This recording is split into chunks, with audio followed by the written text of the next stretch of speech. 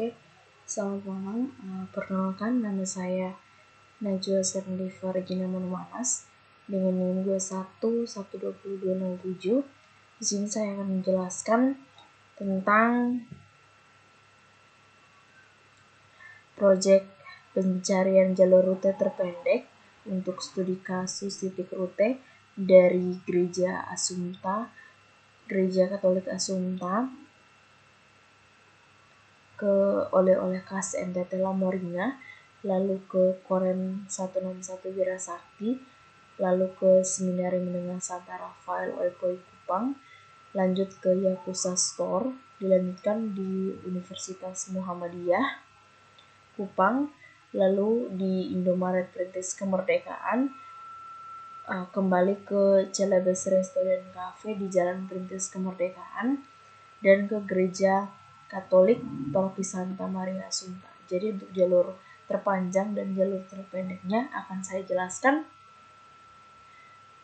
pada rute di Maps. Nah, di sini ada penjelasannya. Nah, di sini itu dari sini mulainya. Di sini kami menggunakan algoritma Dijkstra, di mana itu ada satu itu menentukan titik awal dan titik akhir pada peta. Nah, titik awalnya ada di sini. Nah, untuk jalur terpendeknya itu dari sini kembali lagi ke sini. Di situ tuh yang kedua dari algoritma Dijkstra itu adalah buat sebuah himpunan yang berisi semua titik pada peta. Nah, titik pada peta itu ada 1, 2, 3, 4, 5, 6, 7, dan 8. Yang ketiga itu atur jarak awal untuk setiap titik pada peta sebagai tak terhingga kecuali untuk titik awal yang diatur menjadi 0. Misalkan ini seperti ini dengan ke sini. Nah, di sini itu adalah titik 0.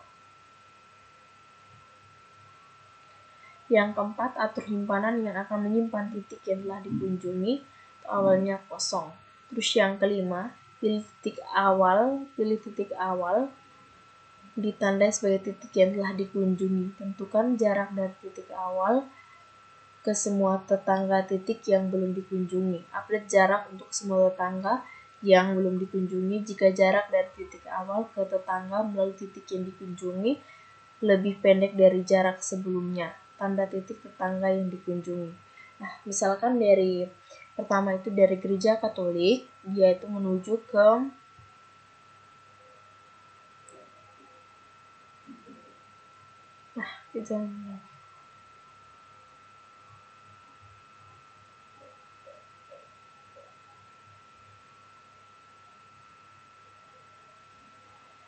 Lalu yang terakhir adalah jika titik akhir telah ditandai sebagai titik yang telah dikunjungi, maka pencarian selesai. Jika tidak, pilih titik yang memiliki jarak terpendek dari titik awal yang belum dikunjungi dan kembali ke langkah 5.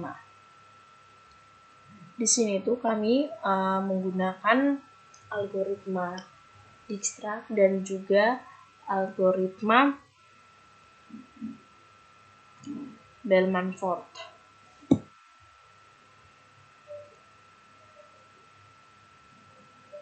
Di sini saya akan lanjut ke teman berikut yang akan menjelaskan untuk rute terpanjangnya menggunakan algoritma. Baik, perkenalkan nama saya Christina Natalia Gelu, NIM 21120246, kelas E. Baik, di sini saya akan menjelaskan apa itu algoritma Bellman-Ford. Yang pertama, tentukan titik awal dan titik pada akhir pada peta. Yang kedua, buat sebuah himpunan yang berisi semua titik pada peta. Ketiga, atur jarak awal untuk setiap titik pada peta sebagai tak terhingga kecuali untuk titik awal yang diatur menjadi 0. Keempat, lakukan iterasi sebanyak n × 1 kali, di mana n adalah jumlah titik pada peta. Pada setiap iterasi Periksa semua sisi yang terhubung antara titik-titik dan update jarak jika diperlukan. Yang kelima, lakukan iterasi sekali lagi untuk memastikan tidak ada sisi yang dapat menurunkan jarak lagi. Jika terjadi perubahan pada jarak, berarti terdapat siklus negatif dan jalur tidak dapat ditemukan. Jadi yang berikut ini, dengan menggunakan salah satu algoritma di atas ini, Anda dapat menemukan jalur terpendek atau terpanjang jarak titik awal dan titik akhir pada peta. Jadi ini contoh. Titik awal sampai terpanjang. Jadi titik awalnya itu dari Gereja Katolik Paroki Santa Maria Assumpta ke oleh-oleh khas NTT LA Moniga Indonesia. Terus dia kembali ke kembali ke Seminari Menengah Santo Rafael Oipoi Kupang. Terus dia ke Yakuza Store. Terus dia kembali ke titik Universitas Muhammadiyah Kupang. Terus dia kembali lagi di Indomaret, Perintis Kemerdekaan, terus sampai titik di Celebes Resto dan Cafe. Jadi dia kembali lagi ke Gereja Katolik Paroki Santa Maria Assumpta. Jadi kita sudah tahu titik awal dan titik akhirnya.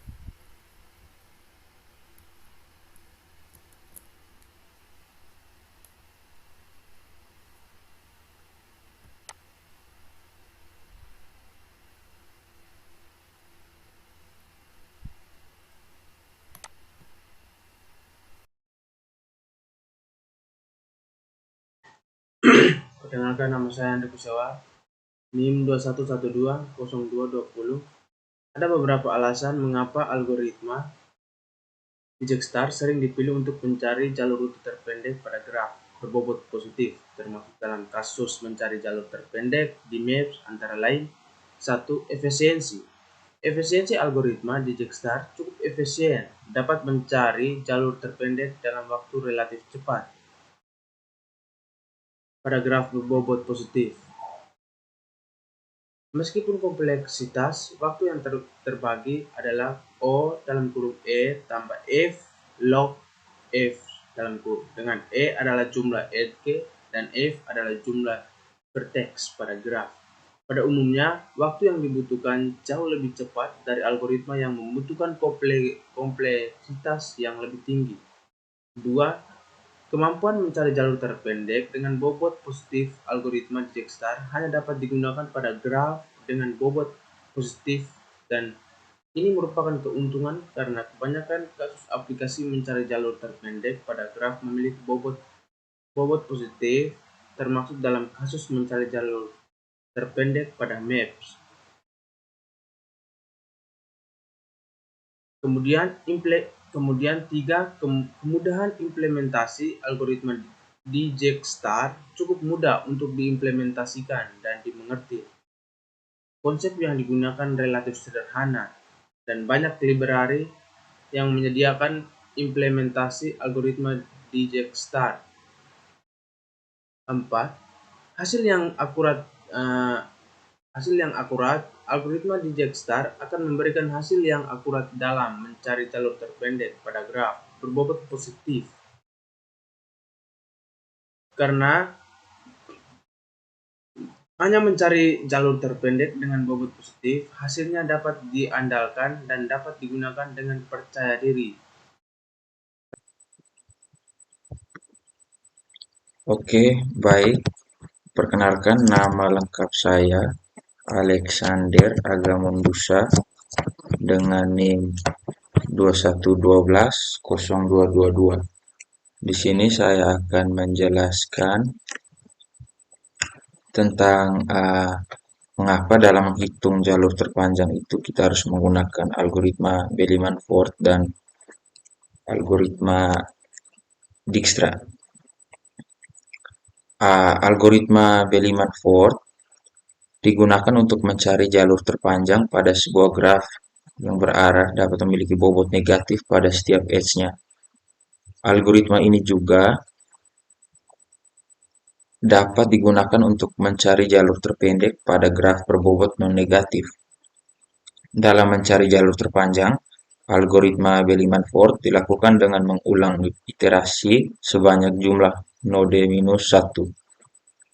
Setiap iterasi akan memperbarui jarak terpanjang yang dapat dicapai dari setiap node.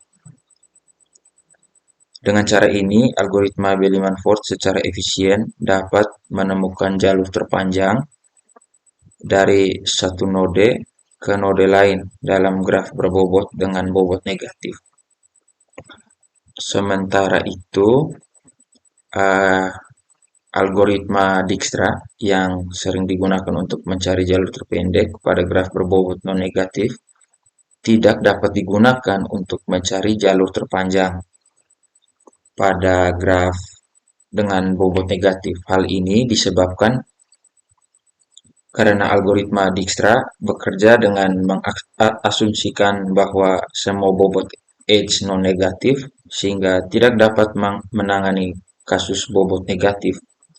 Jadi, algoritma Bellman-Ford digunakan untuk mencari jalur terpanjang pada graf berbobot yang dapat memiliki bobot negatif pada setiap edge-nya.